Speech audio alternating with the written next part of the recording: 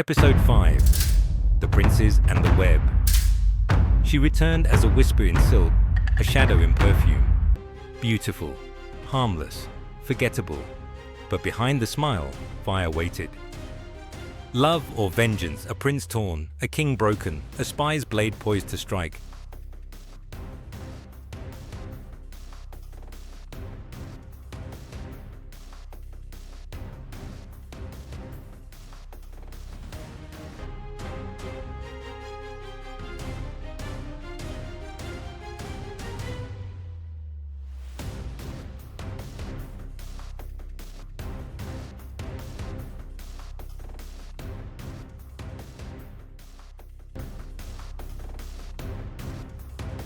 The palace of Kindara was a kingdom unto itself, filled with mirrors, masks, and men who smiled while sharpening knives behind their backs.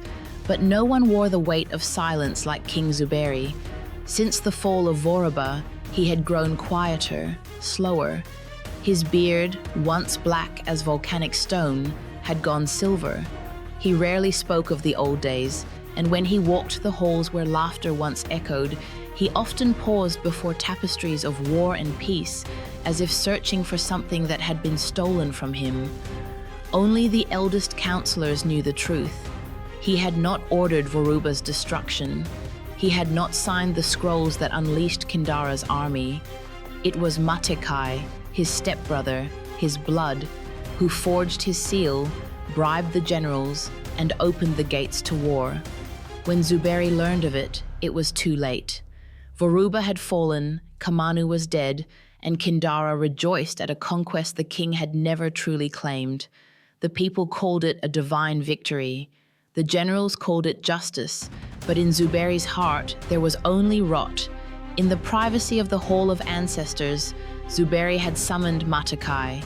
The servants said they argued, that voices rose, that Zuberi wept. Matekai never left that room. The next day, a scroll was issued. Prince Matekai has died in honorable combat, defending the kingdom from a rogue lion during a hunt. There was no funeral, no body, just a carved spear laid at the foot of his empty tomb. History remembers kings by their wars, but what of the kings who kneel? King Zuberi, once the fire-forged ruler of Kindara, had become a shadow, graying, quiet, watching from the marbled halls as time passed him by. Though the people hailed him as a hero of the Voruban conquest, they never saw the weight that bent his shoulders or the silence that strangled his voice. Behind the palace walls, Zuberi was not a conqueror. He was a man mourning a brotherhood broken by betrayal. The fire that consumed Voruba, he would whisper to empty rooms, was not my doing, but the ashes rest on my hands. From that moment forward, Zuberi ruled in name, but the kingdom was truly run by the younger blood, his grandsons, Prince Ronza and Prince Elion, and they were as different as night and dawn. Prince Ronza was thunder. He had inherited Matekai's fire, but none of his restraint. He rode with his army once a month to remind the provinces who bled for their peace. His eyes were always sharp, his hands always restless. He took what he wanted, land, women, loyalty, and returned it with cruelty if ever denied. He noticed Nyasha the first time she delivered wine to the war room. She moved like moonlight. She lowered her gaze, but not enough. He followed her with his eyes, then with his feet, then with his obsession. She fed that fire. Let it smolder. You are not like the others, he said one night, cornering her in a hallway lit by red lanterns. Neither are you, my prince, she replied softly, but only one of us has claws. He laughed and fell deeper under her spell. Prince Elion was a quieter storm. He found her in the gardens again and again, among the vines, beside the koi pond, beneath the mango trees. He brought her music, read her poetry, listened to her silence as if it held secrets no scroll could teach. I dreamed of you, he told her once. "Then you must dream better," she answered, "for I am no dream." But Elion was persistent. Where Ronza brought roses to conquer, Elion brought them to understand. Nyasha let both brothers draw near. She whispered one thing to Ronza, another to Elion. Secrets, half-truths, a dance of shadows. And when the Council of War met behind closed doors, Nyasha was there, not physically, but through Elion's trust. He smuggled her maps. He quoted troop movements. He offered her glimpses of Kindara's throat, and she memorized where to slice. Behind closed doors, the brothers began to unravel.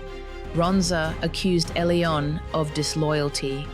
Elion called Ronza a brute. One shouted in the war room, the other punched a mirror in the West Wing, and in the center of it all, Nyasha watched the fire she had lit grow taller.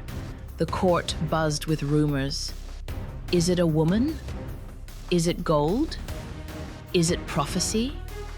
It was vengeance. Each night, Nyasha returned to her quarters and inked more messages with her firestone ink.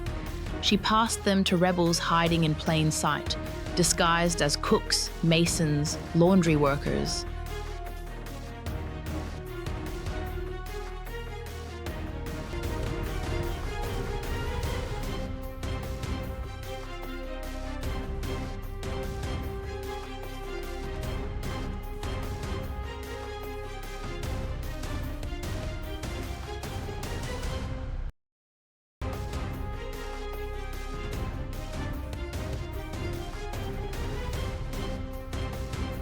They saw only beauty.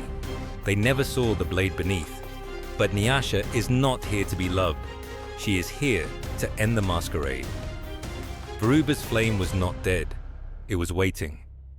The hour of reckoning approaches. Will she burn the world or save it? Please like, subscribe and share. The answer lies in the ash.